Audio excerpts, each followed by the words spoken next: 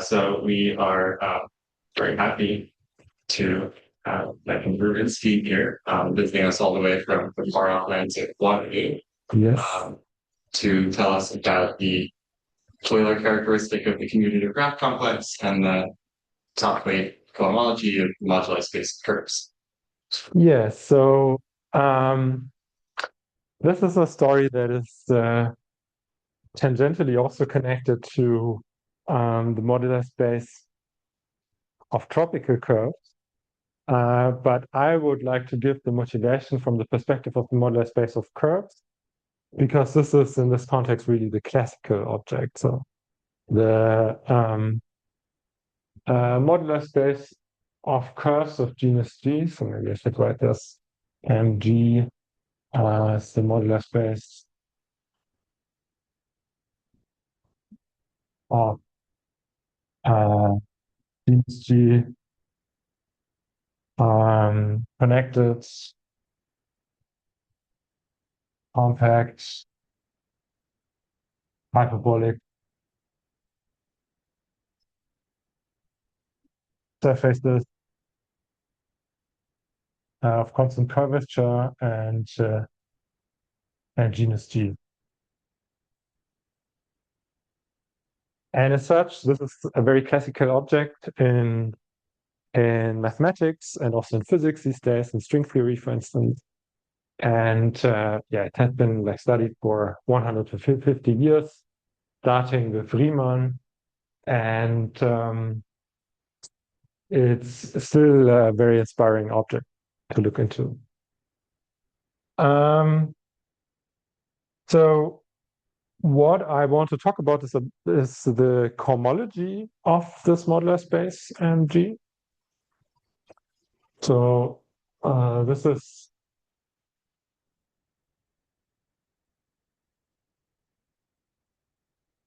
about the cohomology of this modular space. And if you don't know what cohomology is, the cohomology theory in this context is so we want to study certain topological invariants of these modular spaces, of these spaces, in the coarse sense. So we interpret this thing here for the context of this talk as a coarse modular space.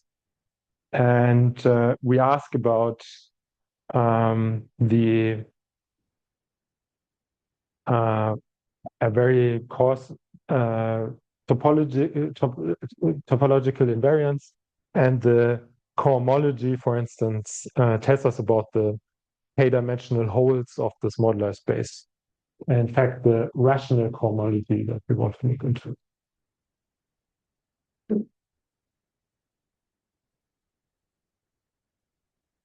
And what's known about this cohomology is not very much. It's known that it has finite support. So the support is in the range 0 to 6G minus 5.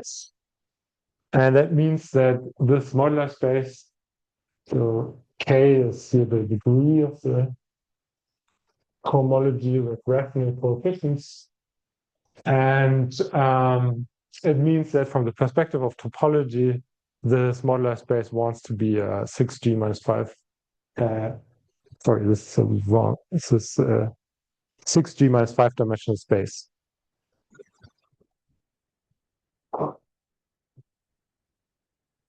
Yes. Actually, this is wrong. Actually, 4G minus 5.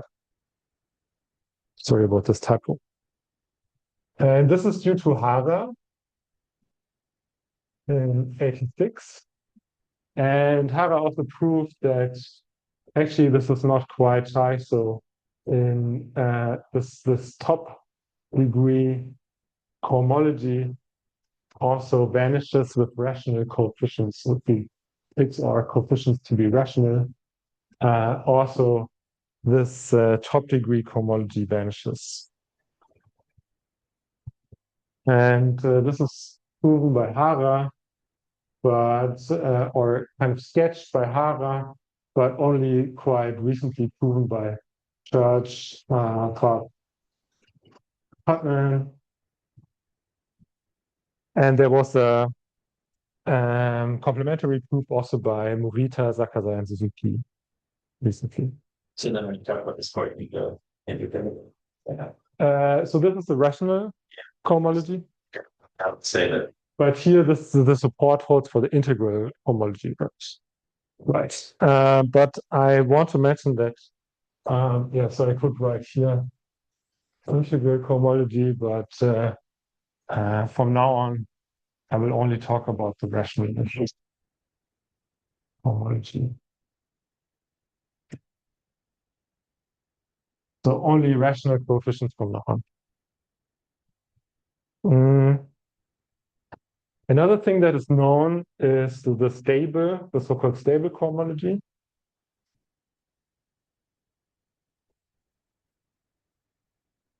And so that means that for relatively small degree, we know everything about this cohomology. So when the degree is small in comparison to the genus, we know it quite well. And that can be written as that hk of mg. Here, I also do it only with rational coefficients. So I'm dropping I don't mention the coefficients anymore from now on. So this is isomorphic to something that we can denote as hk of m infinity. So there's some limiting procedure that we can, with which we can make sense of this. And this stable cohomology is generated by specific polynomials with generators in these kappas. So these kappas are very important stable cohomology classes in the modular space. And this result was a conjecture due to Mumford, and it's proven by many people. But last step was taken by Magno and Weiss, I think in 2007. So this is a very important result that holds true if, so this is for k smaller than g, and the explicit bound is the best known bound is k is smaller than 2g minus 2, I think. And here these kappas, they appear only in even degree. So the degree of kappa I is equal to 2i.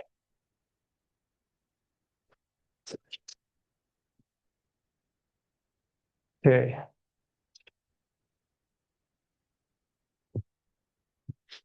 So this is already like the main or most of the information that is known about the rational cohomology of this modular space.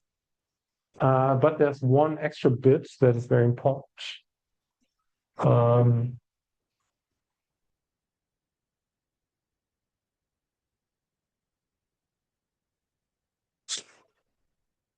Which is the Euler characteristic.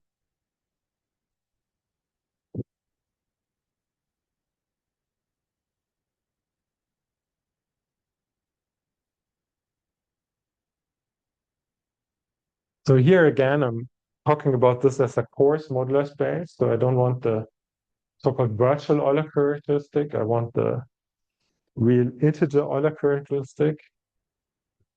And this Euler characteristic is an alternating sum over the Betti numbers of OMG.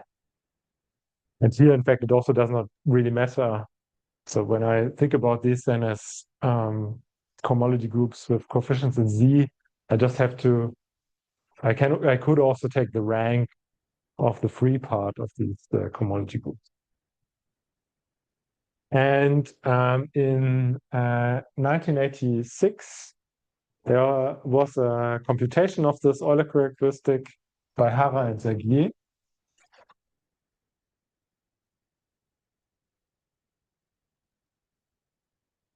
This is 1986.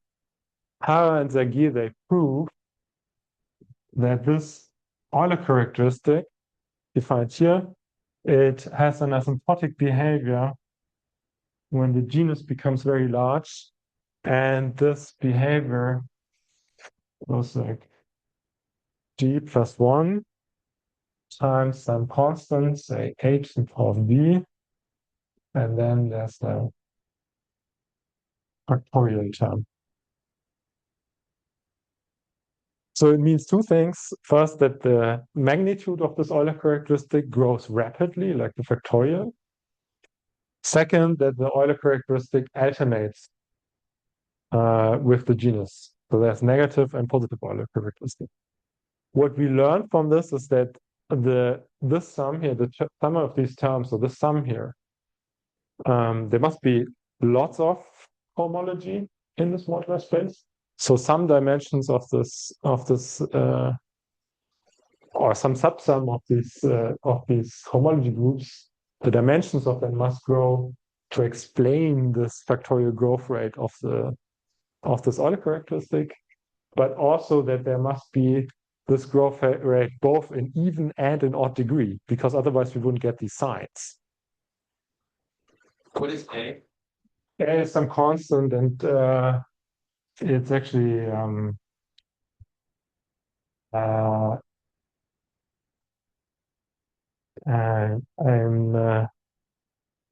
think it's pretty much this constant.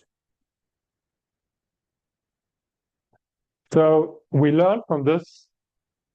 This is the important insight that the dimension of the total cohomology of the modular space MG, it is larger than some constants times G to the power of 2G.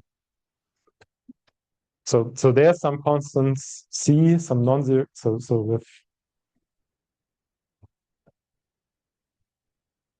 or in other words, the total dimension of this cohomology grows super exponentially, more than exponentially.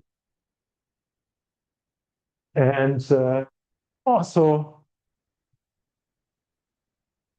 we have many odd classes. And the big question here is now, where is all this cohomology?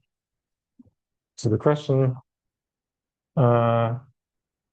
where and what is all this homology?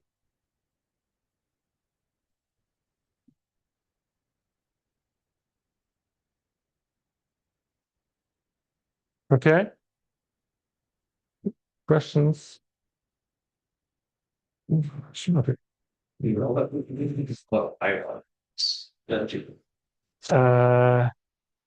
No. Or I one.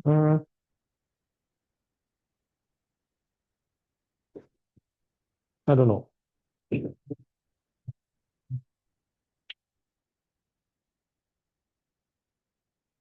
So this is only about the homology. Of course, we can also ask about much finer invariants. And it's also only the rational cohomology, so there's a lot more to do. So the standard candidate to look for, because this is where we know everything now, is the stable cohomology, of course. So we have this, we know that there's lots of cohomology due to the Euler characteristic, and we know about the stable cohomology due to this Madsen and Weiss result from 2007. So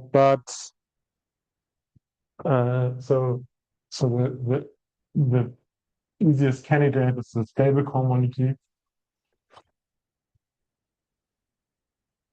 And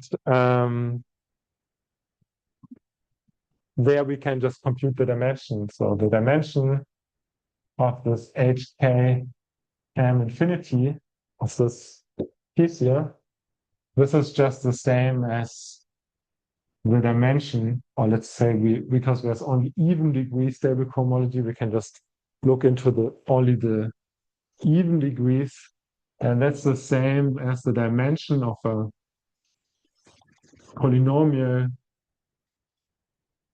algebra or polynomial ring where we fix the degree to 2k. And this is a very easy computation to find this dimensions. This is just the number of integer partitions. So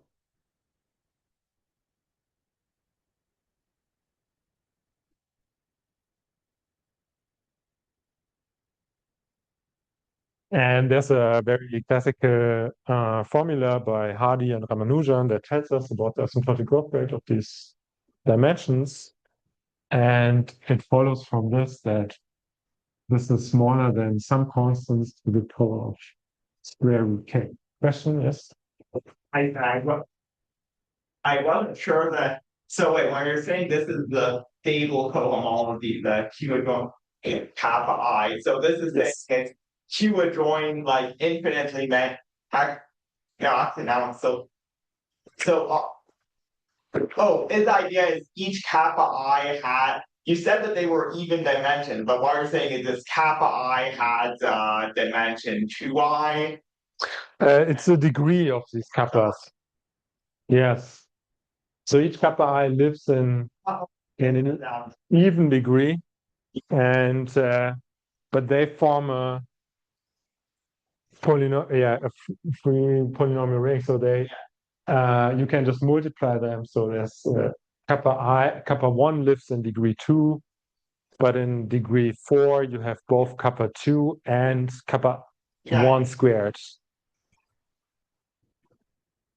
And the dimension of this polynomial ring is just the number of integer partitions, and by this Hardy-Ramanujan result we know that this grows as or is bounded by some constant to the power of square root k. And so we also learn from this that we can sum this then over all degrees, and we find that the total stable cohomology in a fixed genus can also only grow like some constant to the power square root of the genus. So the stable cohomology in genus G is bounded by some constant to the power of the square root of the genus, and therefore actually grows less than exponentially. And hence it also does not explain this huge growth rate of the Euler characteristic by any way. And also, because there's only even cohomology, it does not really explain the alternating sign here. So the Euler characteristic predicts lots of odd degree cohomology, and we don't get this from the stable cohomology. Unstable cohomology tells you that any odd degree cohomology class is unstable. Yes. But this other result predicts that there's like as many odd cohomology classes as even cohomology classes. Yeah, there's a lot of both, right? So another way you can say that most cohomology, and it depends on how you want to use these phrases, but you can also say that almost all cohomology is unstable.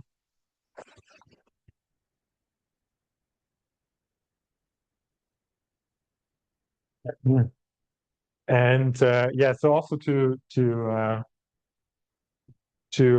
emphasize this a bit more. So of course, people spend time to make explicit computations of these cohomology groups in low degree. And before 2020, only 4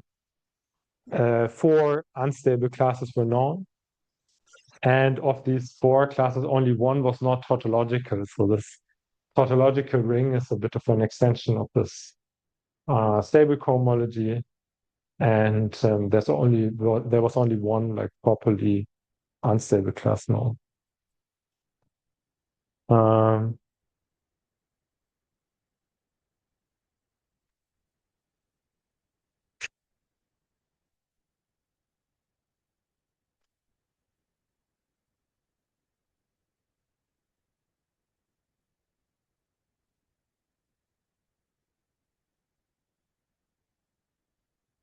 Okay. Any more questions to this? I mean, we have a lot of time.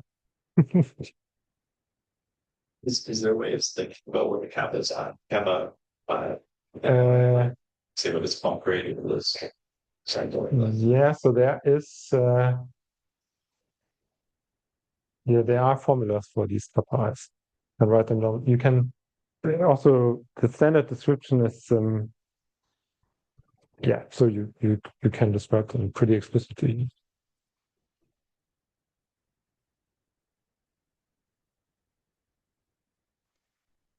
Okay. Okay, so now so this was the situation before 2020, and now in 2020 during the pandemic, there was a breakthrough in the story.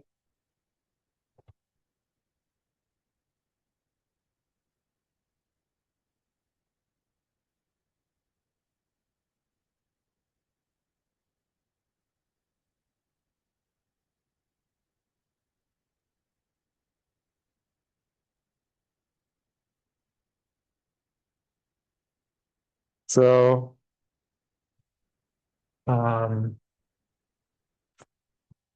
that's a result by Chan.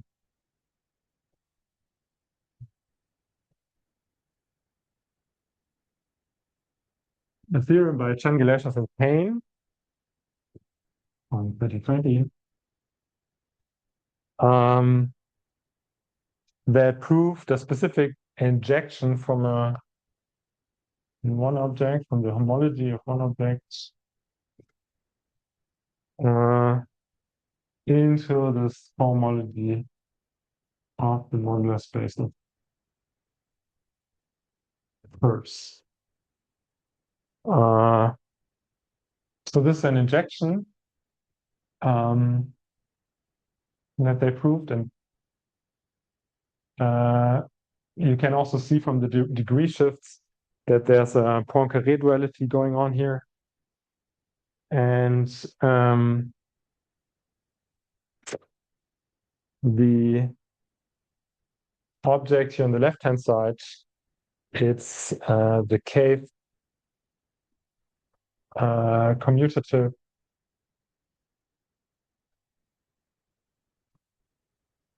graph homology or degree. So degree K.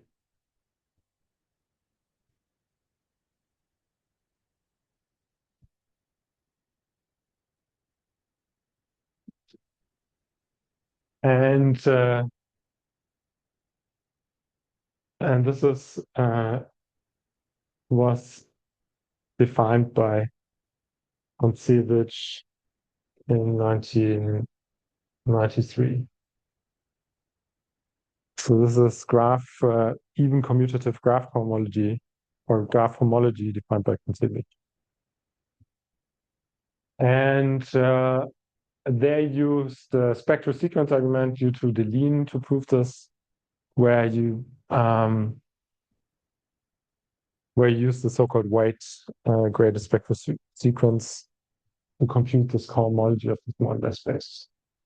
And it turns out that what you then get is an injection from this Kontsevich graph complex, and the image is also known. So the image is the top weight graded piece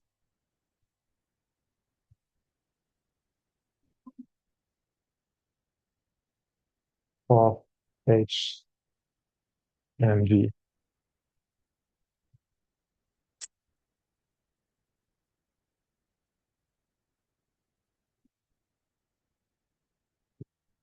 So we know that this kind of object is commutative graph complex. It lives in the top weight graded piece of this modular space of curves cohomology. And you can also see by the degrees that there's some Poincare duality going on here.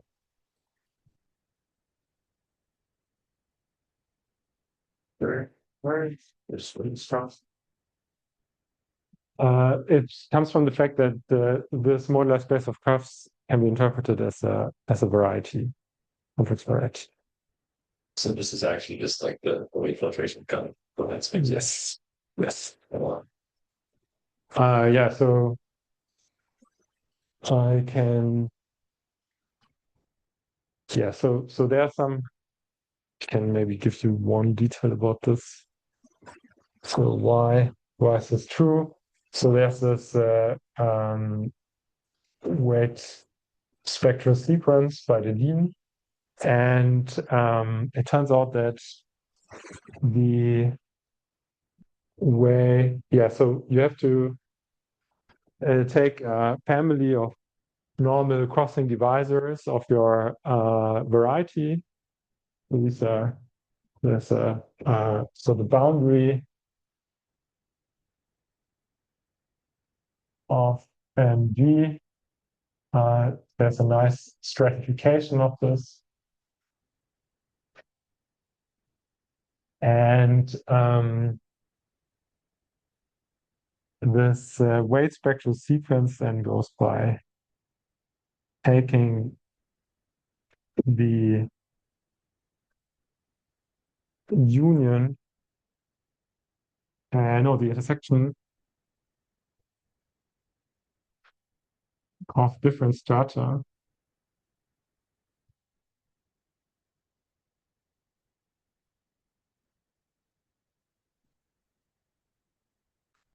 And we can identify these intersections of these strata with modular spaces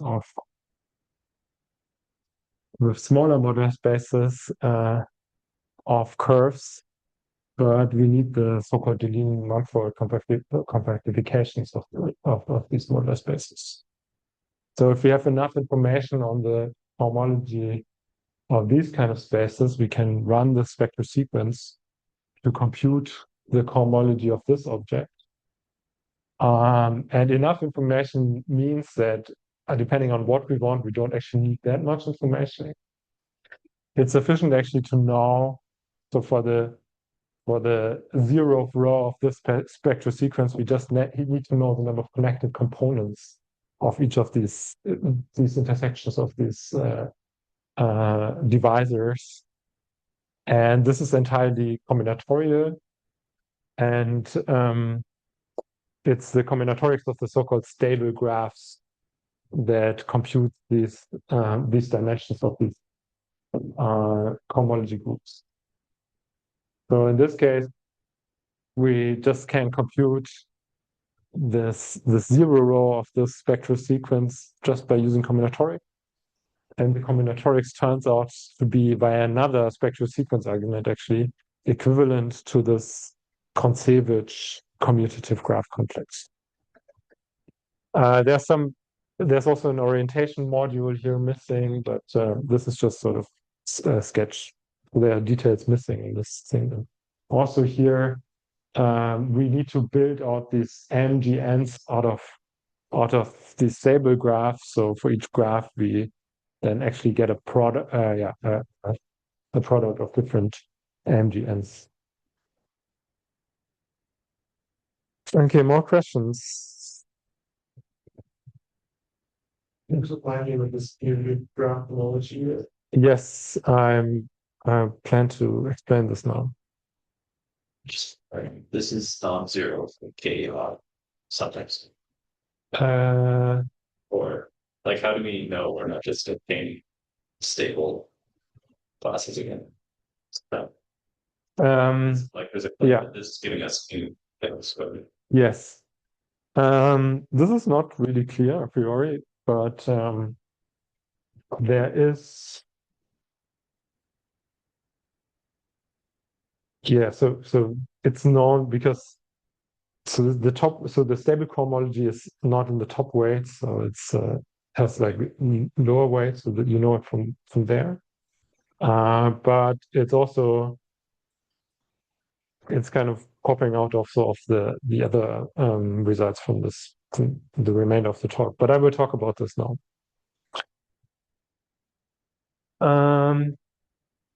Okay, great. Yeah,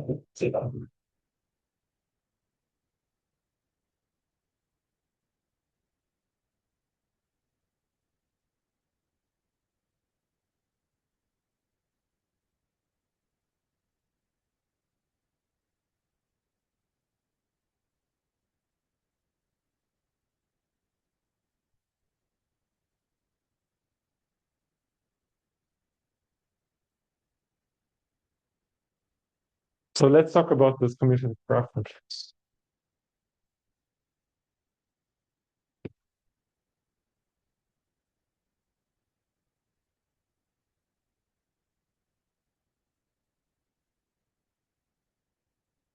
This is due to considered.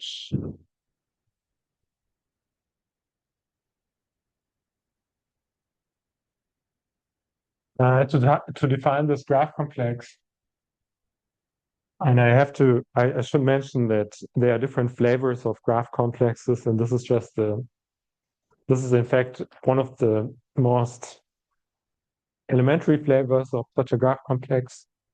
So this is kind of the base case.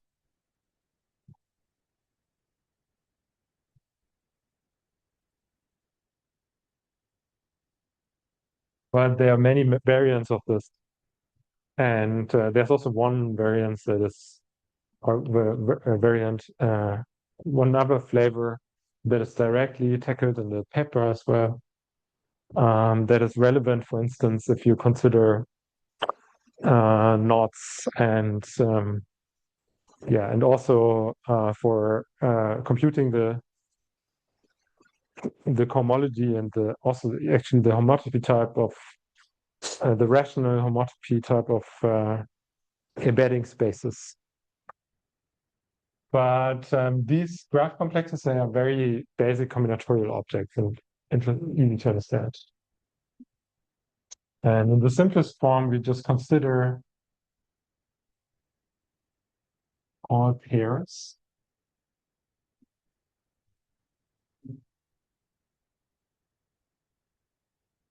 G sigma, when we do this isomorphism.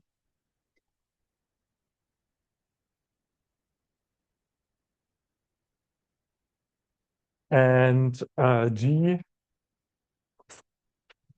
is a graph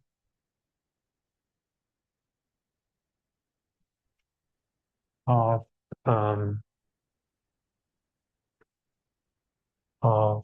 rank small g. So rank means that the first vector number of the graph is supposed to be small g. And it's also supposed to be connected and has minimal vertex degree larger or equal to 3. So for example, we have this kind of graph here, and this graph has rank 3. In physics lingo, this means that the graph has 3 loops. The loop number of the graph is 3.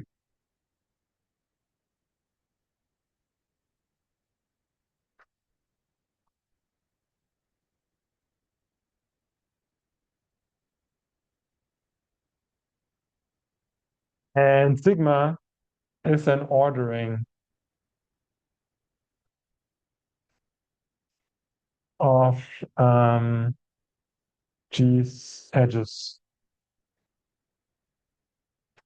So we just take the integers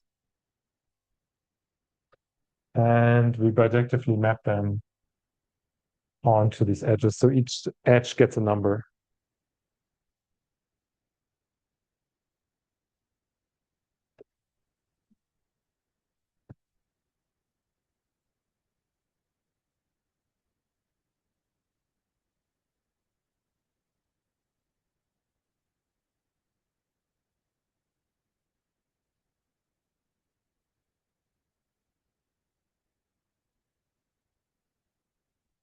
patterns. Yes. Tadpoles is another physics object. Yeah. Tadpoles are in principle allowed. Actually, if you don't allow them, you effectively get the same complex. So could also not allow that.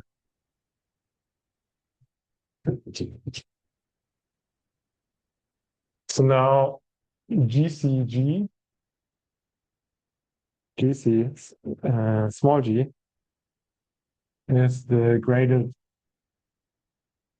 Q vector space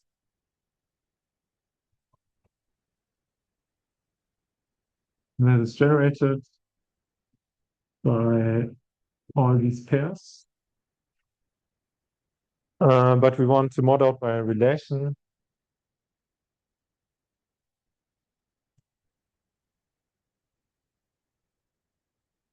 This relation tells us that this labeling of the edges should only matter up to a sign. So for all v and I that permute these edge labels, we impose the relation that G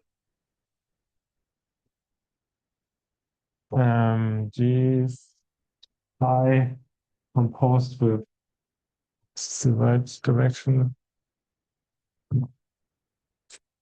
sigma composed with pi, equals the sine of pi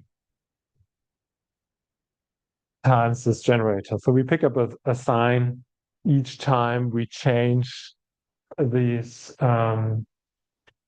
edge labels by an odd permutation. So these edge labels, they only matter for odd permutations.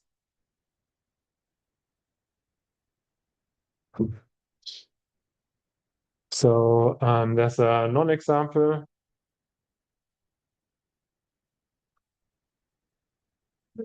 So small g equals 2. Then we can take this graph here. This one has rank 2. And we pick some numbering of the edges. So the G here is the rank. Yes. Okay. And we may flip the edges number 1 and 2. So we just may change the numbering, pick up a minus sign, but we know that both these graphs here are isomorphic. So we find that this is the same as minus the original graph. So the generator vanishes. So this is not, so this graph is killed by the relation. Proper example is this graph here in rank 3 and this one. And you can check that if you number these edges in some way with integers 1 to 6, there's no automorphism of this graph where you can do the same trick. So it means there's no automorphism that acts as an odd permutation on these edge labels. So here there's no odd automorphism of the graphs.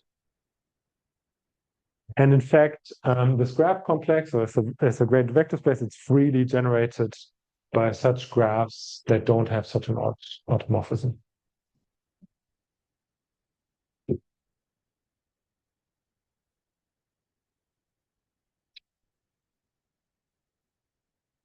So if graph has odd on one, then it's necessarily 0.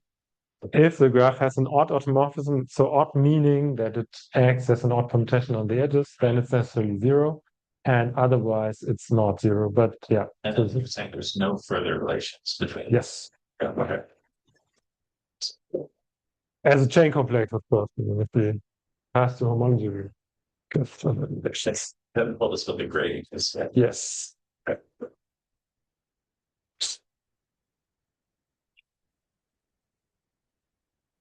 So I'll explain the grading. Thanks.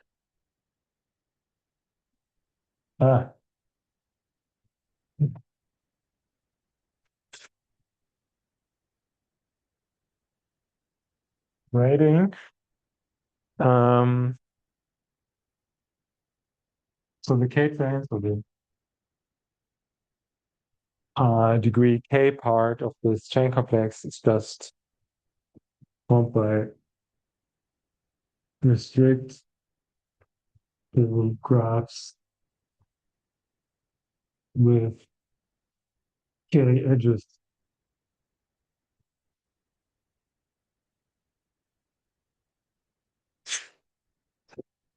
So the grading is just given by the number of edges. And with that, we can figure out the support of this thing as a chain complex. And a lower bound for the degree is V, and the upper bound can also be found. It's 3G minus 3. So this lower bound comes from these graphs that are only tadpoles with with these pedals, yeah, the loops. So this is the minimal number of vertices, and to get like to rank G, we need at least G many edges. So K is the number of edges, and therefore K needs to be larger than G. And this is the upper bound comes from 3 regular graphs.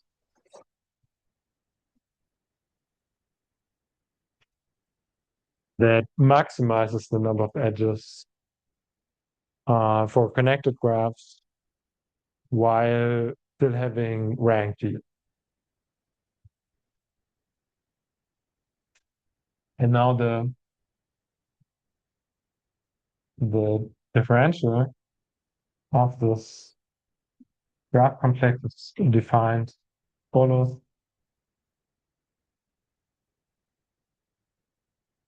There we take such a generator G sigma and we map it to the sum over all the edges, let's say, and we alternate in sign with respect to our ordering of the edges, and then we contract the respective edge, and we delete it, of course, in the canonical way from the ordering.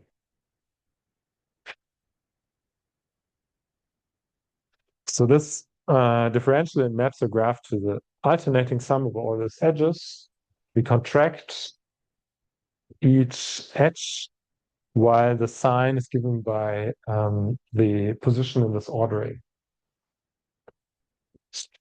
And it follows from this also pretty easily that this is a nice boundary operator, and we can think about the homology of this complex.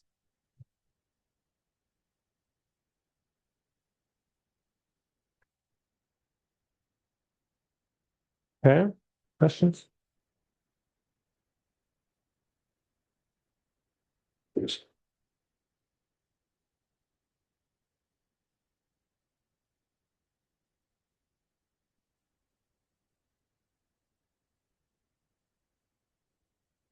This requirement of the graphs have like the minimal vertex degree of three. Here, for instance, the force that somebody doing something that it sums inverging as through it. Is that the same reason here or? The minimum versus degree 3. You can loosen this requirement, but I wouldn't say that there's like a relationship. I don't see a relationship now with anything, any infinite sums. Yes. Like, I'm thinking about what happens if if by removing an edge, you end up with a vertex with degree 2. This is not removing, this is contracting the edges. Got it. Yeah. So you cannot, so the degree of the vertices is only increasing with this approach. Yeah, There are variants, so there are many variants of this construction, so deleting edges is actually also something that is relevant often, and it's helpful. Yeah.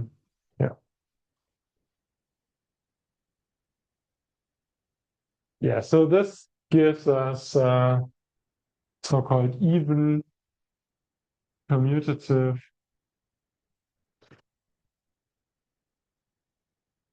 graph homology.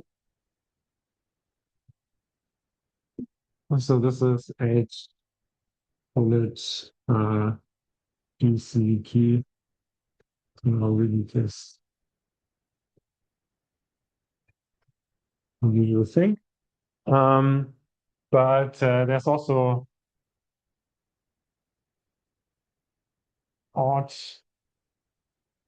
commutative graph homology. And this is so this odd commutative graph homology is just the same construction, but there's a twist with respect to this orientability, this evenness construction. So there's a twist by something like the G wedge of the first homology of the graph itself. So consider generators of this with more complicated coefficients. And these kind of this graph complex now gives, for instance, not invariance or Vasiljev invariance. And the results of the paper, they also apply to this part. That's why I mentioned it. But I want to mainly talk about this even commutative graph complex as a standard example here. Because there's so why it's called good question. There's a story about so-called modular operands associated to this. And this graph complex computes the homology of the commutative operand or the commutative modular operand in a construction in a framework by Gessler and Kapranov. And there's also actually this already goes back to Concevich's original paper. So he calls it commutative because there's a certain infinite dimensional Lie algebra that mimics some properties of commutative algebras associated to this graph complex, and he uses this graph complex to study the Chevalier-Eilenberg complex associated to this Lie algebra. And that's why he called it the commutative case. So in the beginning, in this paper, there's the associative, the Lie, and the commutative case. And all these cases are associated to various Chevalier-Eilenberg complexes, and the base case is kind of this commutative complex. This is paper on knowledge, this quite good job. Yes, exactly. In this paper, actually, he mainly talks about this odd case, and this even graph complex is just kind of a half sentence that is in which it's mentioned. But these days, this even graph complex, I would say, found more applications than this odd case that is still very relevant for knot theory and these Vasiljev invariants. But yeah, this is where this could be true. Okay. Yeah, so maybe just mention this is like one of 6 classic graph complexes. So there's the commutative,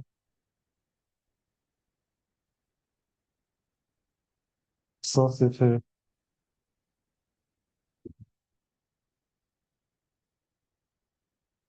and the Lie graph complex, and all of these they come in 2 flavors, the even and the odd one. And this commutative graph complex is kind of the easiest one. This one here can be rather directly associated also with the cohomology of MGN via the so-called ribbon graph complex. And here with this Lie graph complex, we can actually study the group cohomology of order n. And this is also already a story that is laid out in this paper by Kontsevich, that this commutative graph complex has something to do with this top weight cohomology of MGN as well, so that there's also here a connection. That was only later appreciated, I would say. Yeah. And yeah, so I will mention later on something about this as well.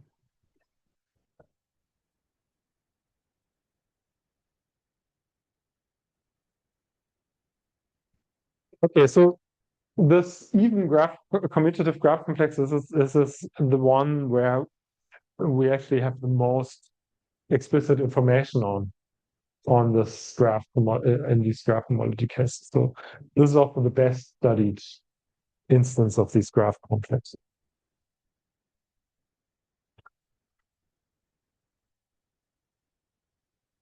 But there's not so much known about this.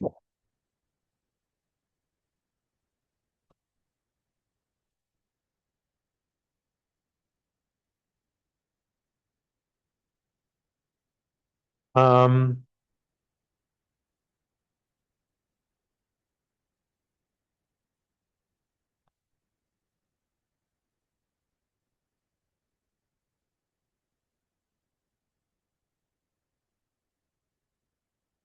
so there's a theorem by Vivacha from 2015 that tells us 2 things. First, that the even commutative graph homology vanishes for k smaller than 2g. So it actually vanishes in a much larger domain than we expect. So we expect to vanish it for k smaller than g, but actually it already vanishes for all k smaller than 2g. And then the most spectacular result in this world of these graph complexes, let's say, is that in precisely this degree where something starts happening in this 2g degree, there's something happening if we take the direct sum of all these homology groups of these vector spaces. It turns out that we can put a Lie algebra structure on this homology. So this has the structure of a Lie algebra, and this Lie algebra has a name. It's the so-called Grothendieck-Teichmüller Lie algebra.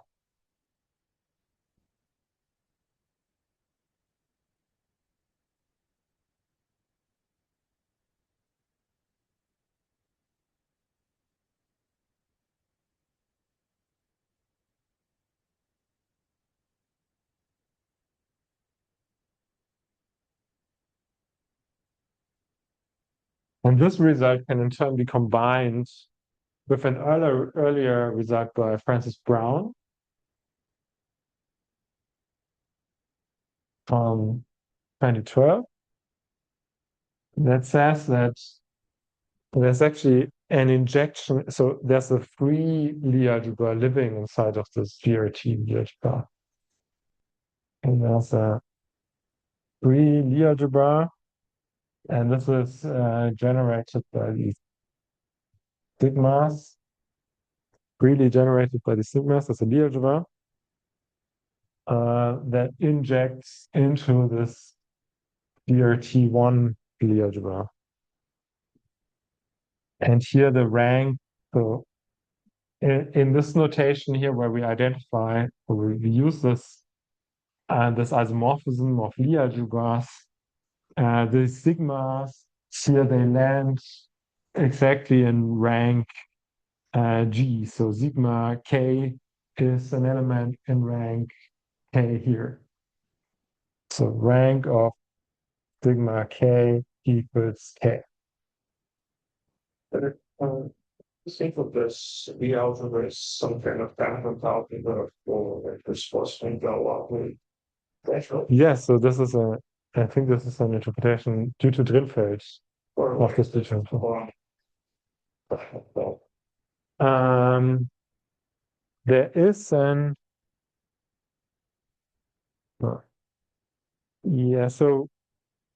there's a relationship with the Korn-Kreimer Hopf algebra, but it's not really like the universal enveloping Lie algebra of this Hopf algebra. It's more subtle than this, so it's but yeah, these are objects that you kind of encounter here because of course the Lie bracket. So the Lie bracket on this object here is very close, or looks very similar to the Korn-Kreimer Hopf algebra. Actually, it's true.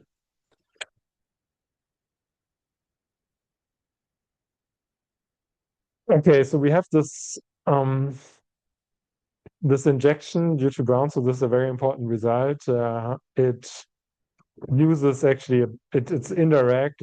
It proves actually that a certain set of multiple zeta values is a generating set for the space of all multiple zeta values. So here, I don't know, this relates also to these. So there's a long story associated with this. But for us, for the scope of this talk, what's important here is, of course, that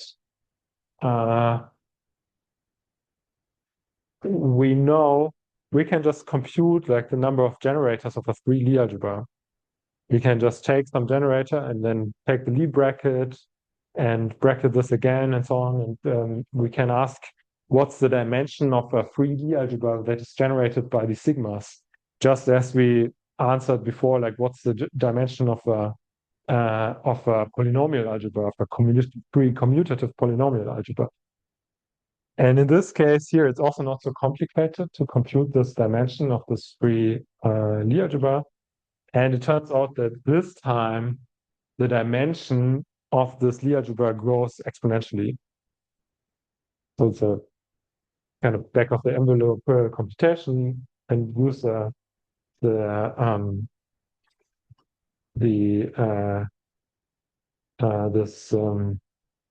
universal enveloping algebra of this free Lie algebra, which is known to be a free non-commutative algebra. So the number of generators of Fd, so the number of vector space, or the number of generators of Fd as a Q vector space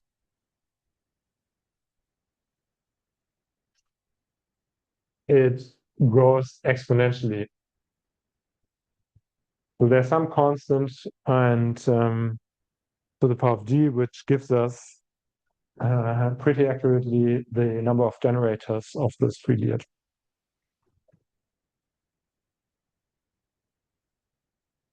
And this shows us that we have like exponentially many homology classes in this graph complex. And yeah, so I also want to mention that we have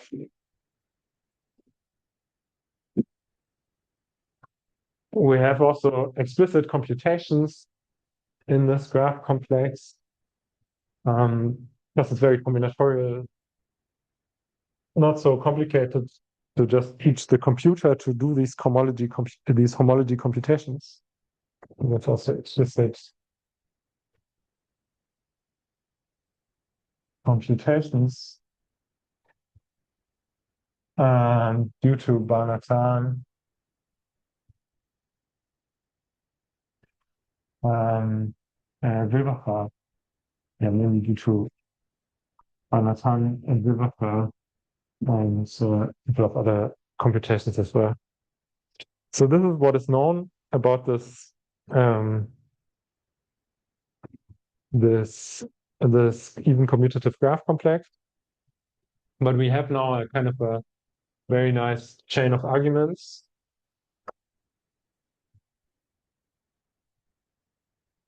So, and for that we invoke this theorem by Chang-Delicious Payne.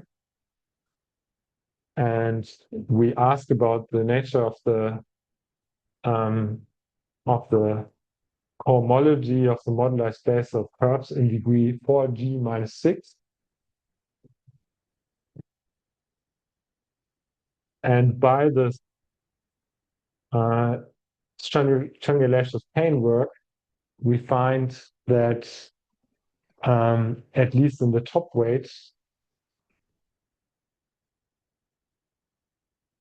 this is the same as the 2g degree graph homology. Then we can use the result by Wilbacher. That tells us that this is the same as the 2g, the g rank or degree case of this Grundy-Teichmüller Lie algebra. And then we can again use this kind of, we can maybe write this as a subspace. We can use this result by Brown. That shows us that there's a free Lie algebra living inside of this Grundy-Teichmüller Lie algebra. And here at this last step, we know that there's exponentially much homology or exponentially many generators in this free Lie algebra. So we've proven, or Chang-Delicious Payne have used this chain of arguments then to prove that the dimension, so because here we restrict to the top weight piece, it doesn't really matter. So they proved that the dimension of this like next to top degree cohomology of the modular space of curve grows at least exponentially with the genus. So there are exponentially many cohomology classes in this top degree. And so this also shows that, of course, because it grows exponentially, there are quickly many more classes in the single degree than any of the stable cohomology classes. So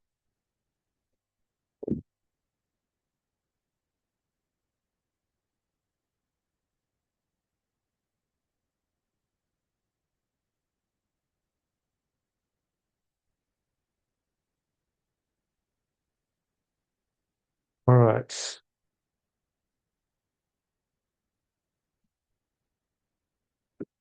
Any question? Sorry. I have the idea why this is true. This Yes. chain of arguments, or why this? Any sort of intuition is why there's so much cohomology in this one specific degree. Um, Great, sure. Yes, so this is I think so there's two questions of why it's only in this degree, but I think the most straightforward explanation for this is that there should be equally much cohomology in other degrees as well. This is just the only, so because of this very narrow keyhole that we found here to learn something about this cohomology, it's just the only place where we are able to shed some light on.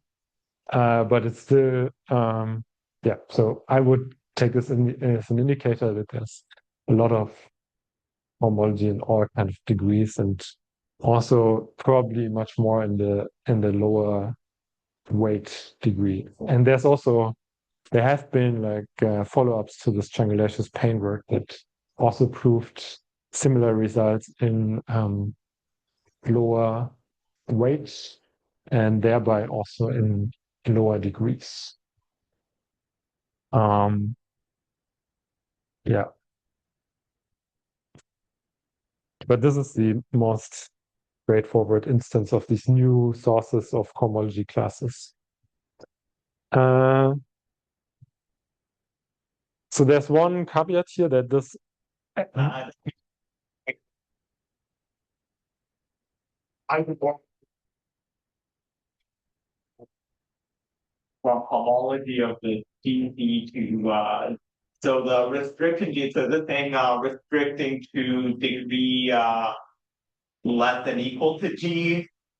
Here, yeah, because like that this Lie algebra is infinite dimensional, right? yes, so you want to, so each here, so the degree of the sigmas is k.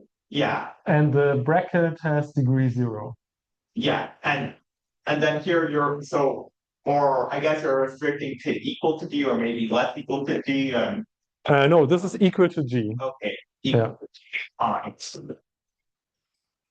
No, you only Here that direct sum. Yeah. Yeah. Right. Yeah. Okay. So you restrict here. Yeah.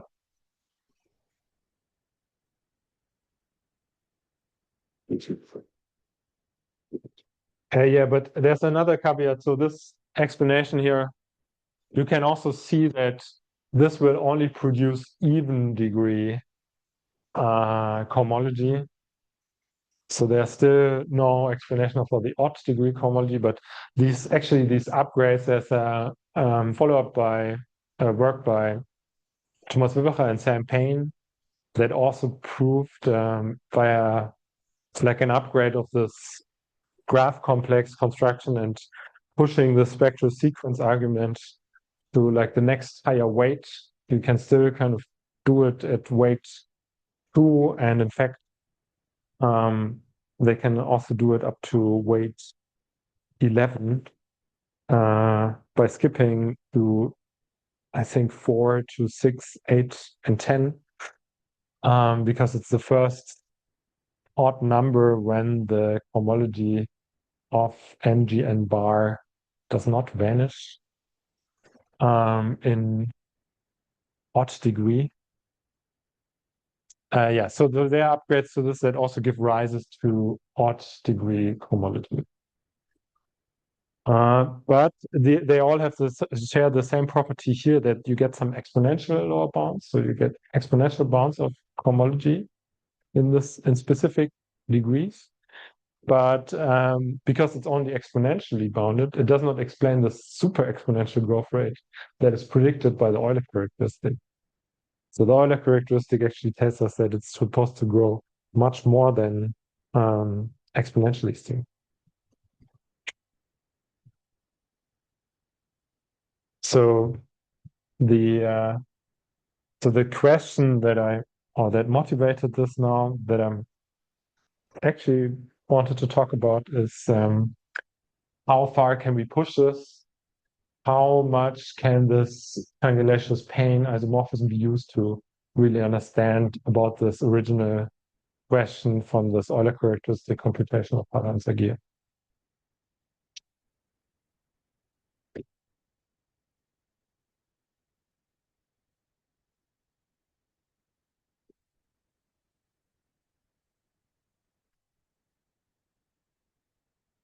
And yeah, so this, I didn't mention this, but maybe this is also like a physics connection.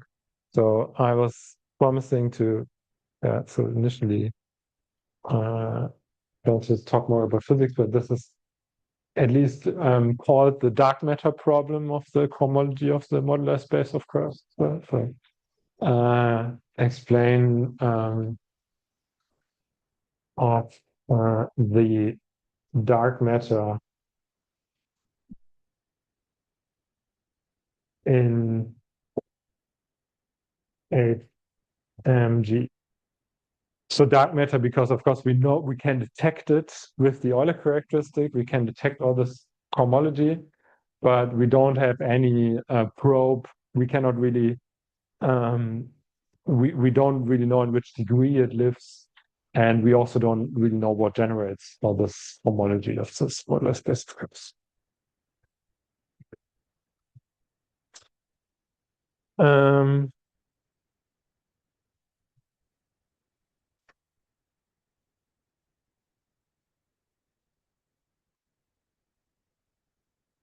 Yes, and this brings me to the new research. And the idea is to just look into the Euler characteristic of this graph complex itself.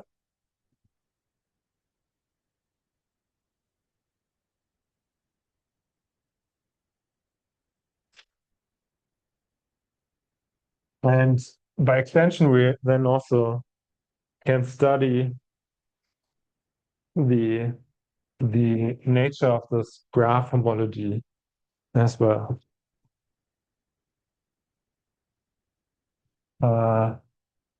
This is about the Euler characteristic of GCV.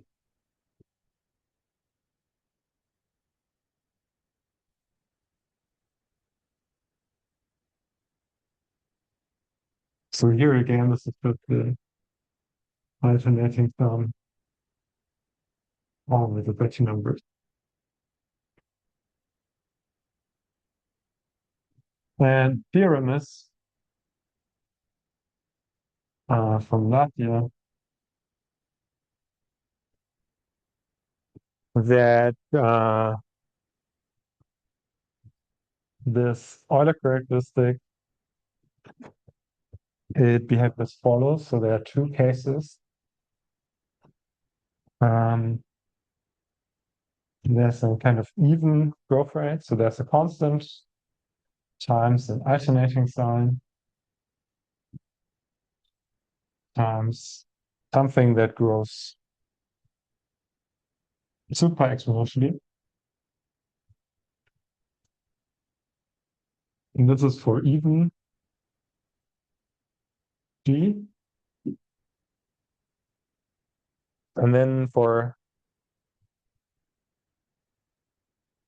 odd G, there's another constant. There's a kind of funky term f of G for this asymptotic growth rate. And then there's another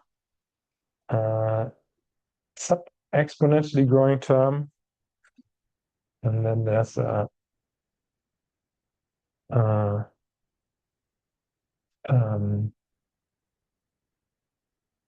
super exponentially growing term.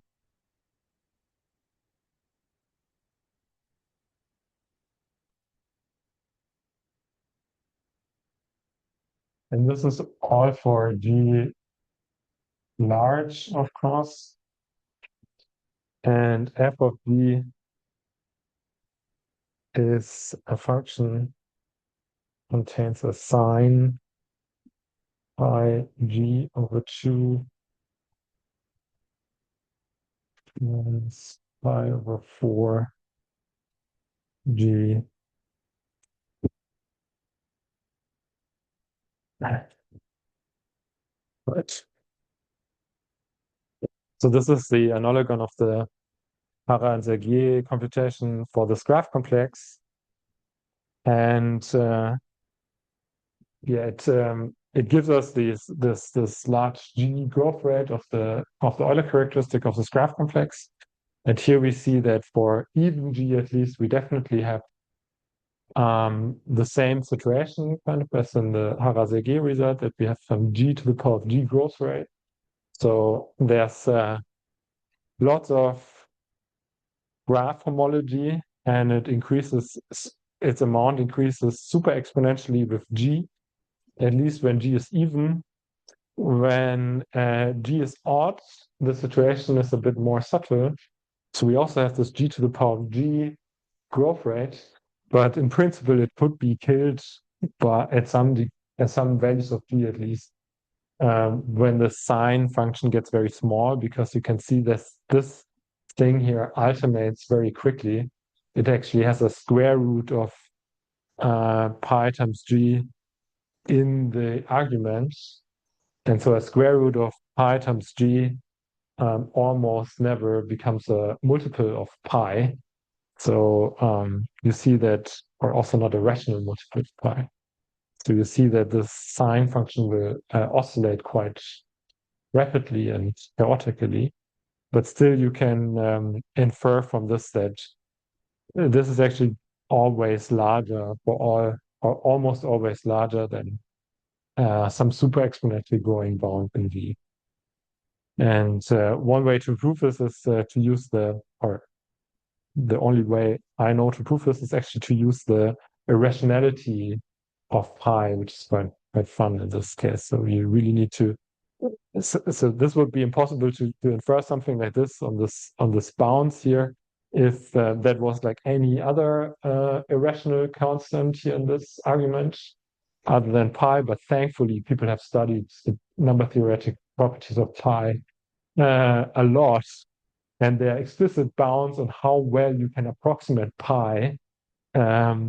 And we can use these bounds and then also get a bound like on how small the sine function can get by a very easy argument. So slightly non-trivial, and this uses the fun handy gadget here is that this uses this irrationality of pi, is that we can infer from this that the magnitude of this Euler characteristic is larger than some constants times G, and it grows super exponentially.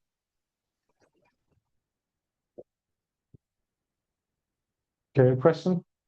That's a confirm. So there you're saying square root of G term.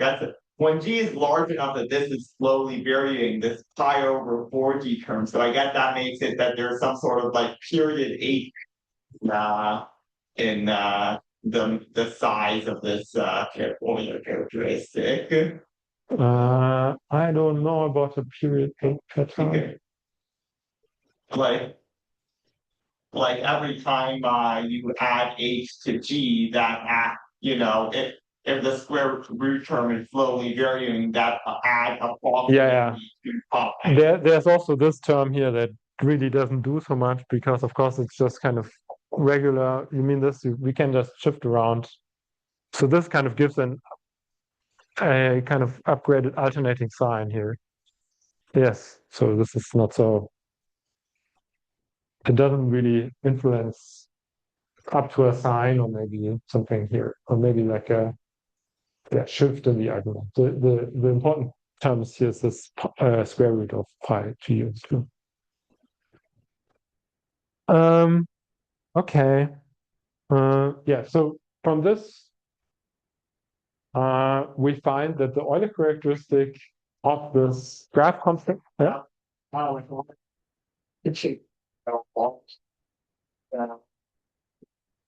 I don't know. Okay.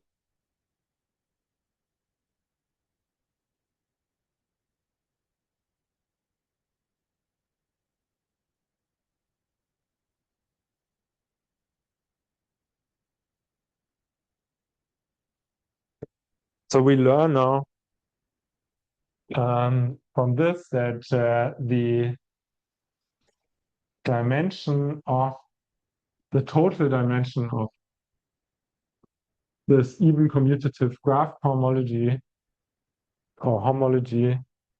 is larger, and there's actually two cases then some constants times g to the power of g, or g to the power of g over 2, or g even and g odd. And this way, so invoking Chang-Miller's pain, we find that the same bounds hold for this top weight homology of the modular space of curves.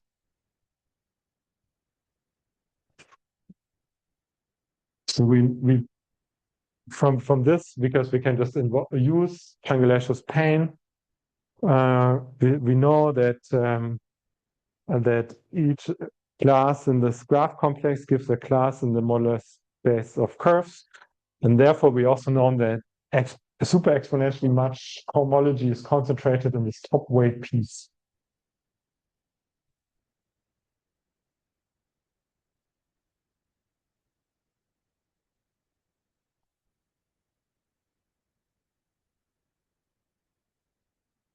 And there's this interesting hierarchy here. So we have for even g, we have g to the power of g. For odd g, we have g to the power of g over 2. So it depends on the parity of g. But yeah, the question is then, one remaining question is, of course, can all the homology be concentrated in the top weight piece? So what about the non-top weight piece? And if you remember, the answer is again negative. So from Hara and Zaghi, we actually know that the Euler characteristic of mg grows like an alternating sign, and then there's another constant times g to the power of 2g. So the Euler characteristic of the total modular space, it still grows much faster than the Euler characteristic restricted to this top weight piece.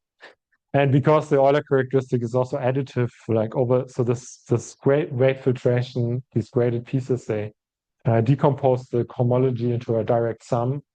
So, and the Euler characteristic, of course, adds up over these direct sums. We find then that also everything that is not in the top weight grows effectively like g to the power of 2g. So there's still lots of non-top weight piece homology. But yeah, we're a little bit closer to understanding this, and we know now that there's at least super exponentially much homology in the top weight gradient piece. And I can also show some pictures about this. So I hope this works. So it's just sort of fun. I need to share for everyone, if anyone is watching. So let me start. I can just quickly. I don't know how to navigate this.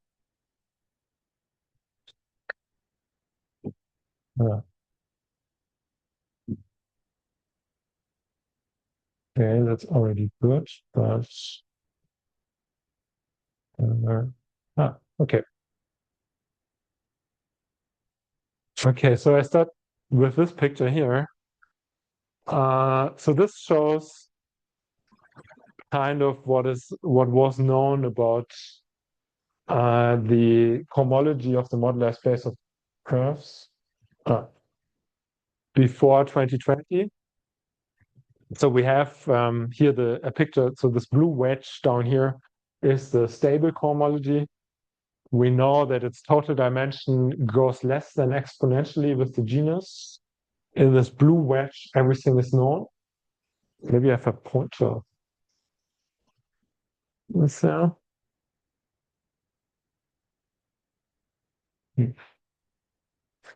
I can use this thing here. So, okay. it's not the purpose of this thing to be used for it. So this is the blue wedge. It's a stable cohomology, and due to Madsen and Weiss, we know that it's bounded by this sub-exponential growth. Then the total support is written by this kind of shaded wedge. The dotted line up here is this specific line which constitutes the VCD of the modular space of curves, the virtual cohomological dimension. And by this Church-Patman and Morita Sakazai-Suzuki result, we also know that rationally, at least in this top degree, everything vanishes. Now, so let me go back. So now let's look at the setup of this graph complex. Here's the graph complex. We have these trivial bounds just from the shape of the graph. So this kind of gray wedge here just illustrates the support of this graph complex. Now, if we switch on these results that were known or are known mainly thanks to this theorem by Thomas Wilbacher. So here we have this pink line. The pink line is where this Grothendieck-Teichmüller Lie algebra lives, and we get many classes, and they form this diagonal of slope 2 in this picture. And we also know by the second part of Wilbacher's theorem that everything below this pink line vanishes. So we have another kind of stable range, but here there's just nothing in the stable range though. Above this pink line, where we have this GRT result, we only have a couple of explicit computations by computer, but they go to impressively high order. So they go to rank 11. And I think now there's even, in this picture, they go to rank 10, but I think now there's rank 11 data even available. So it's up to genus 11, where this is kind of computed by computer. And here we get like 5 more classes. These are these orange dots in this picture. And of course, due to Francis Brown's result, we know that there's exponentially much graph homology on this pink line. So these pink bullets, they kind of pile up exponentially if we go higher, because we can form like all these brackets of these sigmas, and we can form many more brackets if we go higher. Now the new theorem is that in this pink wedge, we now know that the total amount of graph homology has to grow has to grow more than exponentially, so factorially, or like g to the power of g, and it has this line parity dependence. So in even g, we have g to the power of g, and in odd g, we have g to the power of g over 2. Just by the Euler characteristic computation, but the Euler characteristic, of course, just gives a lower bound. It does not guarantee any upper bounds.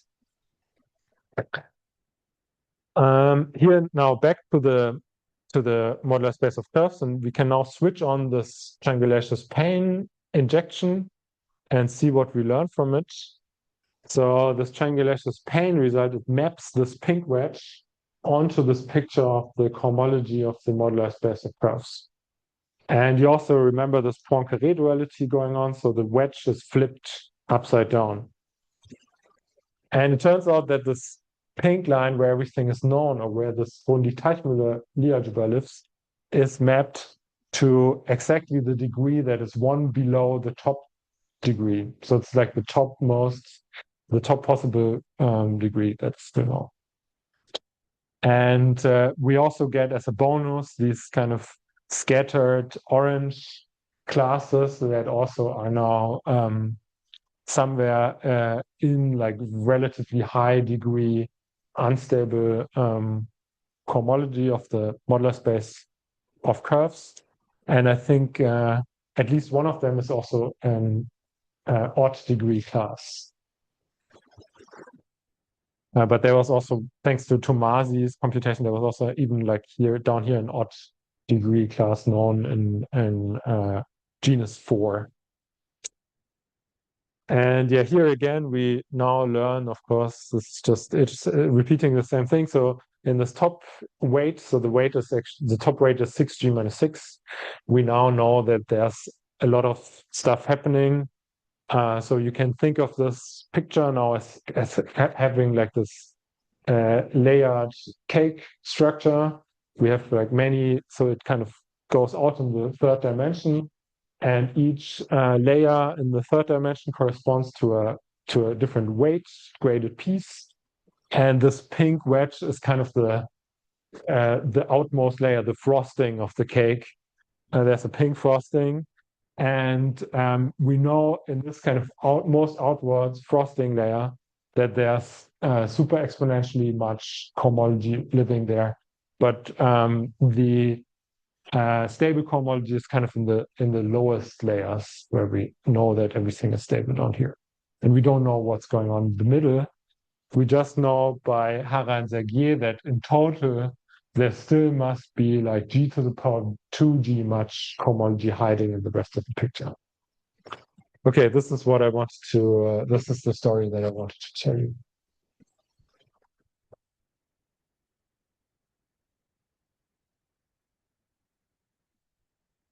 I have a question. Sure. Can you say a little more about how this function f of g arose?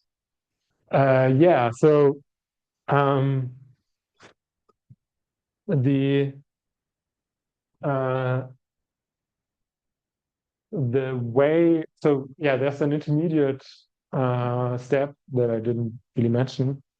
That is an explicit generating function for this Euler characteristic. I can write it down. It's a bit of a lengthy formula, but so I did this. So I also have to mention that there have been like other computations of this Euler characteristic, but they were not really amenable to a asymptotic analysis. So these other formulas, they were not really, you couldn't really say something about the asymptotic growth rate from them. In my paper, I derived a generating function that was that allowed then to still take this generating function expression and again write it as an integral expression, and then I was able to get these asymptotic forms out of this in the large G limit. I can, yeah, without doing like any more computations, I cannot do this. Things kind of big remind me of some formulas I see in kind of enumerative geometry as far as like Donaldson-Thomas type invariants or maybe things like that. I mean, should that be surprising to me? Or maybe I'm just making this up. I just feel like I've seen functions like vaguely like this appear before in some kind of generating functions, which count like, covers of curves or Yes. stable. I wouldn't. So of course, was also the approach with which I entered this, and definitely like in the intermediate step. So the way I proved this kind of more efficient generating function that also allowed to extract these asymptotics was via a zero-dimensional quantum field theory that computes this Euler characteristic order by order. So this is like a huge integral expression that the challenge then is to actually prove that it makes sense as an integral and it's not just a formal object, or I mean, yeah, also that it makes sense as a formal object, and to be able to manipulate it sufficiently to be able to extract these asymptotics. So I can give you this integral expression. I have to do it out of memory, but I think I can at least give you an idea of this. But these are very similar to the expressions that are used and also homofitting theory and other types of these kind of physics-inspired enumerative invariant stories. So yeah, so the integral expression looks like this.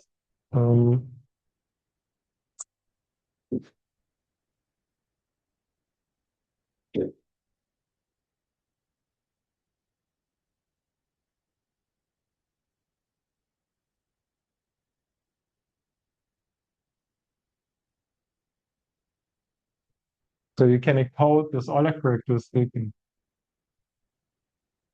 very high dimensional integral. And in fact, what we want is so there's a family of integrals. And we integrate this over like some n-dimensional cube or ball that is small, and its shape also depends on z on this parameter. And then we do this kind of action functional procedure. And so J.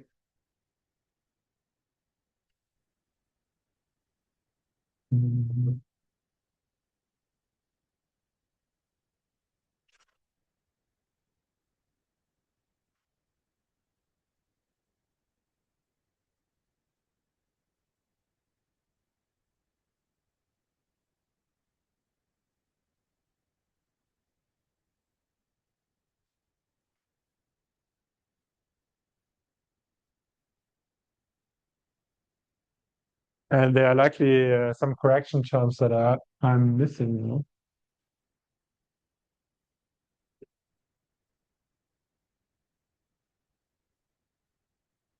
And it turns out that for n large enough,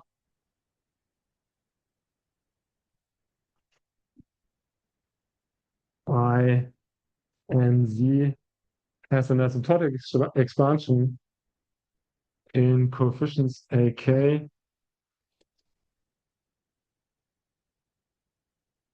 There's some asymptotic expression, and this expression is then in turn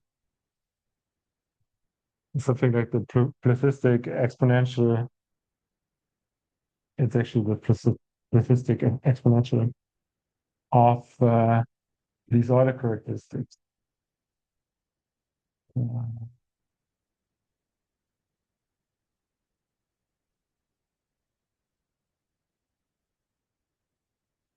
Up to, of course, these O terms.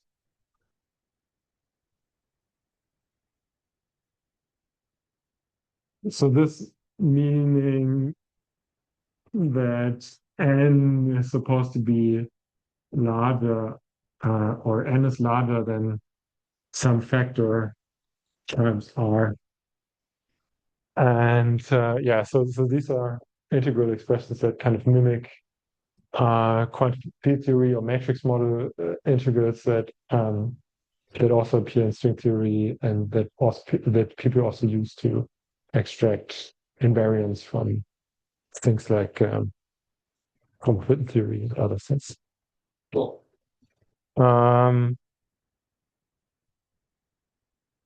Yes. Any more questions? Yeah. Example of a question. So, is there some physics reason for why you think stop this football if that complex very down? I don't know. Yeah, so that would be it's Because so yeah, kind of yeah. Yeah. Okay, this is I think I would say this is a very indirect connection, but yeah, sure, that would be a very fascinating connection too. So because you mentioned that this graph complex can be understood as some kind of twisted version of the universal enveloping algebra of the Korn-Kraimer Hopf algebra, and thereby you also know that it has to do something with renormalization. And thereby, we'd like to understand quantity theoretically why this graph complex also has something to do with the modular space of curves. Yeah, that would be like a bit of a long path to say something about this. Somehow, so string theory only cares about, or the string. So I'm not a string theorist, so I don't know so much about string theory. But the string theory that I know, it only cares about the stable cohomology. So this low degree cohomology, and it would be fantastic to find a construction that relates like other properties or more complicated state spaces of physical theories with these higher degree homology classes in the modular space of curves.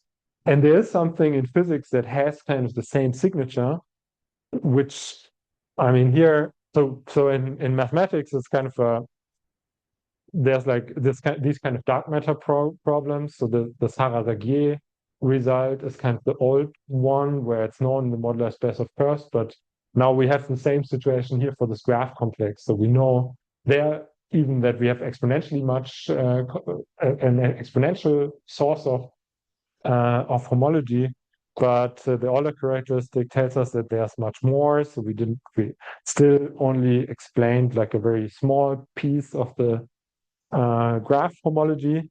And I didn't mention this, but we can, I mentioned these other flavors of graph complexes.